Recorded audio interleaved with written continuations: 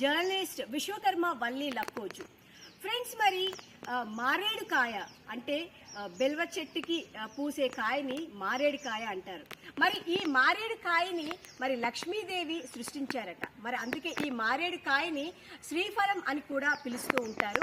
ముఖ్యంగా ఇది శివుడికి ఎంతో ప్రీతి పాత్రమైన మొక్కని మరి పురాణాలు చెబుతూ ఉన్నాయి.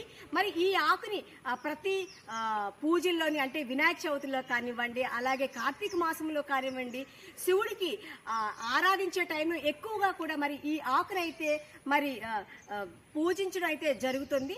ఫ్రెండ్స్, మరి ముఖ్యంగా చూసుకున్నట్లయితే మరి ఈ ఏదైతే మారేడుకాయ ఉందో ఎండాకాలంలోని మరి ఈ కాయ బాగా పండిన ఆ కాయలో నుంచి ఆ గుజ్జు అయితే బయటికి తీసి మరి దానిలో కానీ షుగర్ కానీ కలుపుకొని తాగితే వేడిని తగ్గిస్తుంది అని చెప్పడం జరుగుతుంది. అలాగే మరి ప్రతి వారు కూడా ఈ మారేడుకాయని ఔషధాల్లో కూడా ఉపయోగిస్తారని కూడా మరి చెప్పడం అయితే జరుగుతుంది, ఆయుర్వేదంలో వాటిలో కూడా. సో ఫ్రెండ్స్, మరి ఎక్కడ చూసినా కూడా మరి ఈ మారేడుకాయ అనేది కానీ మీకు మాత్రం దొరికితే మాత్రం ఎట్టి పరిస్థితుల్లో వదలద్దు.